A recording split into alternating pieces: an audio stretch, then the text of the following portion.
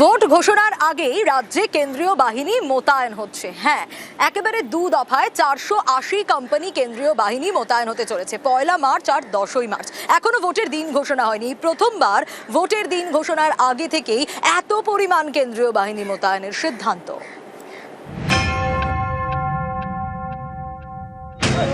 এখনো ভোট ঘোষণা হয়নি, তার আগেই রাজ্যে কেন্দ্রীয় বাহিনী।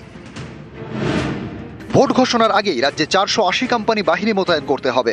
এর মধ্যে 1 মার্চ 240 কোম্পানি এবং 10 মার্চ 240 কোম্পানি বাহিনী মোতায়েন করা হবে বলে জানিয়ে দিয়েছে স্বরাষ্ট্র মন্ত্রক। এটা ইসিআই থেকে হয়েছে, এটা আজকে খবর পেয়েছি আমি। এই কেন্দ্রীয় বাহিনী কিভাবে কাজ করবে বাট দেখা যাক, এটা তো এখানে লেখা আছে কি ডিজি সঙ্গে কথা করবে, স্টেট যে অবজার্ভার আছে ওনার সঙ্গে কথা করবে, সবাই সঙ্গে কথা করবে, অর্ডার মধ্যে লেখা আছে। রাজ্যে এসআইআর এর শুনানি শেষ হয়েছে। এই শুনানি চলাকালীন দক্ষিণ 24 পরগনার বাসন্তী এবং মুর্শিদাবাদের ফারাক্কা সহ বেশ কয়েকটি কেন্দ্রে উত্তেজনা ছড়ায়, ভাঙচুর চলে। জানা গিয়েছে কমিশনের আশঙ্কা চূড়ান্ত ভোটার তালিকা প্রকাশের পরে অশান্তি হতে পারে। সেই মতো তারা বেশ কিছু স্পর্শকাতর এলাকা চিহ্নিত করেছে। এই ধরনের স্পর্শকাতর এলাকাতেই ভোট ঘোষণার আগেই মোতায়েন করা হবে কেন্দ্রীয় বাহিনী। বিধানসভা ভোটের নির্ঘণ্ট প্রকাশের আগেই রাজ্যে মোতায়েন হচ্ছে কেন্দ্রীয় বাহিনী। কিন্তু এই কেন্দ্রীয় বাহিনী রাজ্যের কোন কোন স্পর্শকাতর এলাকায় মোতায়েন করা হবে তা নিয়ে সিদ্ধান্ত নিতে আগামী সপ্তাহে বৈঠক হতে চলেছে। যে বৈঠকে চূড়ান্ত হয়ে যাবে রাজ্যের কোন কোন এলাকা স্পর্শকাতর এলাকা হিসাবে চিহ্নিত করছে জাতীয় নির্বাচন কমিশন। 26-এ ভোট ঘোষণার আগেই রাজ্যে 480 কোম্পানি কেন্দ্রীয় বাহিনী। এভাবে বিধানসভা ভোট ঘোষণার আগে 2016 সালে রাজ্যে বাহিনী মোতায়েন করা হয়েছিল, কিন্তু তার সংখ্যায় এত বেশি ছিল না।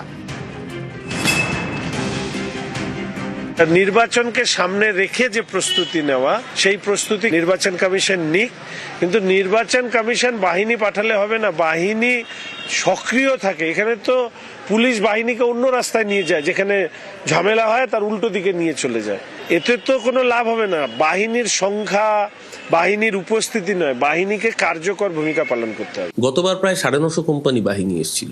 পারলে রাশিয়া ইউক্রেনের বাহিনী আনবে, পারলে রাষ্ট্রপুঞ্জের শান্তিরক্ষী বাহিনী আনাবে। দিনের শেষে বাহিনী ভোট দেবে না, ভোট দেবে বাংলার মানুষ।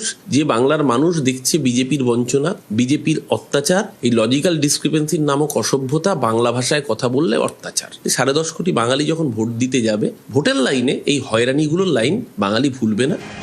সোমরাজ বন্দ্যোপাধ্যায়, নিউজ 18 বাংলা।